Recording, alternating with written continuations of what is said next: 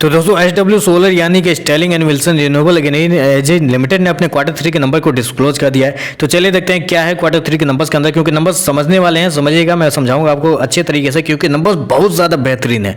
कैसे क्या है चलिए देखते हैं। पिछले क्वार्टर में कंपनी ने 312 करोड़ के आसपास का रेवेन्यू जनरेट किया था।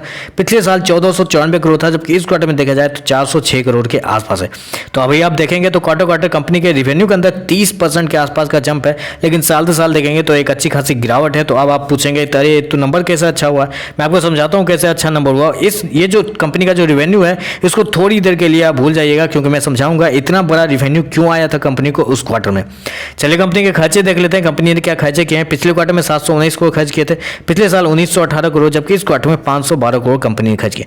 तो मैं अभी आपको क्या बताया कि क्वार्टर कंपनी का जो रेवेन्यू है उसके अंदर अप्रोक्सीमेटली 30% के आसपास की तेजी आपको देखने को मिल रही है। लेकिन जब आप एक्सपेंस के अंदर आते हैं तो उल्टा एक्सपेंस कंपनी का कम हो चुका है इस क्वार्टर में। आपने गौर किया गया कंपनी का एक्सपेंस पिछले क्वार्टर से कम हो गया, जो कि मेरे हिसाब से बहुत बड़ा जैकपॉट के बराबर है, क्योंकि कंपनी का एक्सपेंस ज़्यादा होना चाहिए था। अगर रेवेन्यू ज़्यादा करती है कंपनी तो एक्सपेंस ज़्यादा होना चाहिए, लेकिन एक्सपेंस कम हुआ है। क्यों कम हुआ है? क्योंकि कंपनी ने इस क्वार्टर में अपने एक्सपेंस के ऊपर कंट्रोल किया है।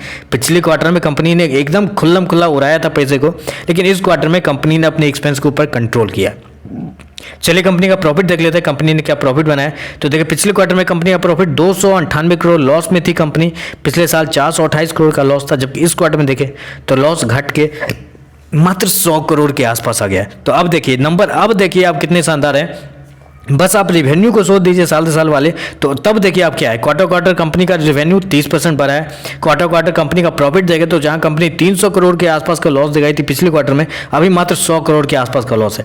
जबकि साल से साल कंपनी का लॉस देखे तो 428 करोड़ के मुकाबले मात्र 100 करोड़ का लॉस है। तो तीनों पैरामीटर में सही है। चौथा पैरामीटर जो आपका निकलता है साल से साल कंपनी का रेवेन्यू, तो मैं आपको बता दूं साल से साल कंपनी का रेवेन्यू इसलिए ज़्यादा कम है क्योंकि पिछले साल कंपनी का जो रेवेन्यू 1494 करोड़ है उसमें कंपनी को बहुत सारे प्रोजेक्ट हाथ लगे थे, एक्सेप्शनल प्रोजेक्ट हाथ लगे थे। मतलब ऐसा उम्मीद ही नहीं था मार्केट को, उतने ज़्यादा प्रोजेक्ट हाथ लगे थे, क्योंकि पिछले साल ग्रीन एनर्जी के ऊपर बहुत सारे वर्क चल रहे थे। तो उस वजह से उस साल कंपनी के रेवेन्यू ज़्यादा थे, तो उससे कंपेयर मार्केट नहीं करेगा, ये मुझे पता है। तो मेरे हिसाब से तो नंबर पॉजिटिव साइड पे है। ईपीएस की बात कर लेते हैं, चलिए ईपीएस देख लेते हैं। तो ईपीएस के अंदर भी एक अच्छी खासी सुधार आपको देखने को मिल रही है। ईपीएस ये रहा हमारे पास, 26.31 का लॉस से घट के 5.34 के आसपास आ गए। तो मेरे हिसाब से नंबर बहुत ज़्यादा बेहतरीन है, पॉजिटिव साइड पे नंबर। आपको लगेगा कि शेयर के अंदर गिरावट आएगी, लेकिन मुझे जहाँ तक पता है शेयर के अंदर तेजी आ सकती है, क्योंकि नंबर बहुत शानदार है इस क्वार्टर में कंपनी के। तो बस आज के लिए बस इतना ही। वीडियो पसंद आए तो लाइक कीजिएगा, साथ में साथ चैनल को सब्सक्राइब जरूर कीजिएगा। धन्यवाद।